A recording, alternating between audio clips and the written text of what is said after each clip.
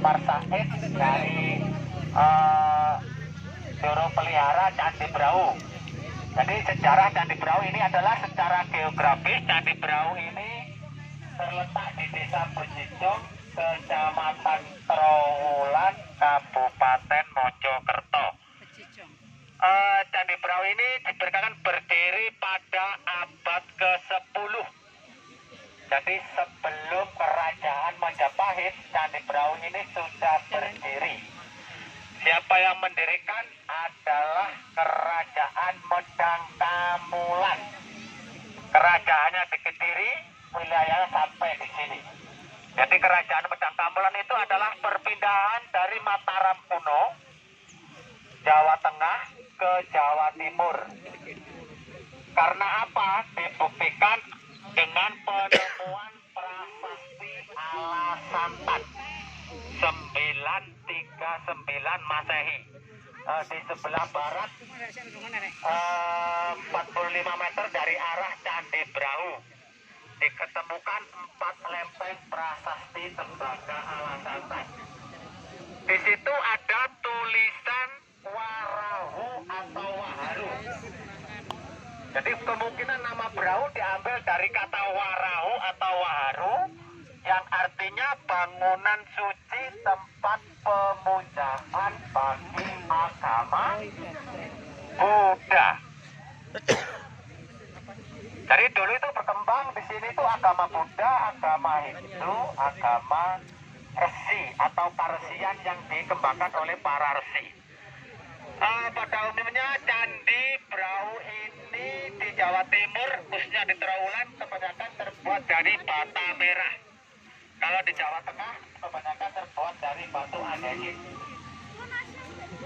Dengan ukuran candi tinggi 25 meter, panjangnya 25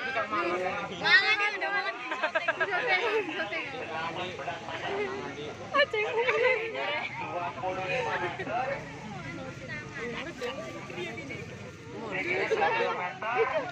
panjangnya 22 kali 18 meter, 22,5 meter kali 18. Jadi merupakan candi yang tertinggi, terbesar, bisa dikatakan tertua di Jawa Timur yang terbuat dari bata merah. Candi Brau ini mengalami 2 kali renovasi atau pemugaran. Jadi pertama dipugar tahun 1920. Waktu itu diketuai oleh Insinyur Henry Macklenpon, seorang dari Belanda. Insinyur Henry Macklenpon, seorang dari Belanda.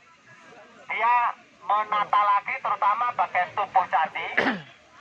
Itu bata yang runtuh-runtuh ditempelkan lagi menggunakan spesi. Atau spesi itu campuran semen sama pasir ditempelkan. Kalau aslinya seperti di kaki candi. Jadi lantai 1, lantai 2 ini kaki candi, tubuh candi dan mahkota candi. Jadi sistemnya itu nggak digosok seperti di kaki candi. Dia ditempelkan menggunakan campuran semen sama pasir. Karena pemugaran yang pertama itu artinya kurang sempurna, kurang bagus, akhirnya bilik yang sebelah barat runtuh lagi dan dipugar oleh Dinas Suaka Peninggalan Sejarah Purbakala yang disingkat SPSP, Sejarah Peninggalan Sejarah Purbakala, tahun 1990 sampai 1995. 1990 sampai 1995. Jadi 5 tahun anggaran untuk pemugaran yang kedua. Dan selesai atau purna pugar tanggal 9 September 1995 diresmikan oleh Bapak Wardiman Joyonegoro, waktu itu menjabat Menteri Pendidikan dan Kebudayaan. Jadi di sebelah utara itu ada profil bulat, ada 3, 1 masih utuh, yang 2 sudah tinggal seperempat, itu diberikan bentuk profil dari stupa. Jadi stupa itu merupakan ciri dari candi yang beragama Buddha. Jadi fungsi Candi Brau ini adalah sebagai tempat pemujaan bagi agama Buddha. Tapi sekarang masih tetap pada Majapahit berdiri, Candi Brau ini masih tetap dipergunakan, tetap sebagai tempat pemujaan juga, karena Candi Brau ini juga termasuk di jantung kota ibu kota Majapahit. Jadi bagian candi yang menjorok keluar itu dinamakan penampil atau tangga.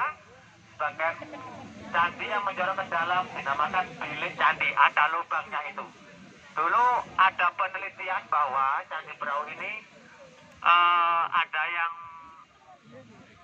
mengatakan bahwa cerita rakyat bahwa Candi Brau ini tempat pembakaran mayat Raja Majapahit 1-4, tetapi tidak ada bukti otentik atau arkeologis yang mendukung.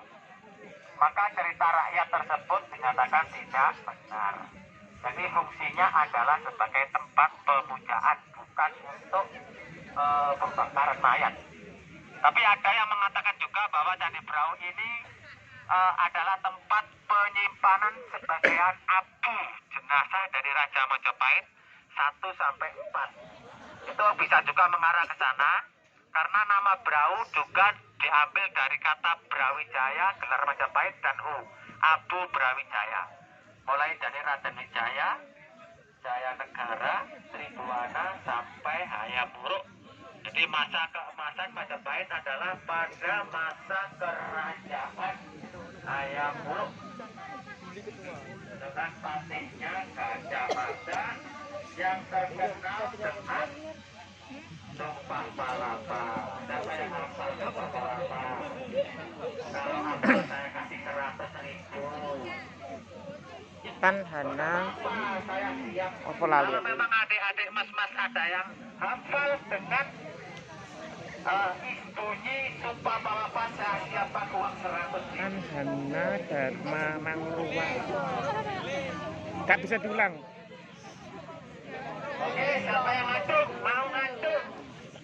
Browsing. Nggak browsing. Ini guys, browsing guys. Bahwa Candi Brau ini fungsinya juga Iya dah. sebagai tempat Kumus apa? peribadatan, sebagai tempat pendidikan, sebagai tempat edukasi, sebagai tempat untuk melakukan ritual juga. Oke, itu sedikit tentang garis besar tentang Candi Brau. Mungkin ada mbak-mbak atau mas-mas yang mau bertanya, mungkin ada keterangan kurang jelas, silahkan bertanya. Oke, sebelah sini ada yang mau bertanya? Mungkin ada apa gini. Ayo sebelah sini ada yang mau tanya, silakan. Sebelah sini ada mau tanya? Ayo sebelah sini mas. Ada yang mau tanya, silakan. Oke. Pak, tanya sebentar Pak. Ya, mangga Pak. Waktu itu kan belum ada teknologi, mungkin bisa dijelaskan pendiriannya itu apakah secara magic atau Mana katanya? Iya.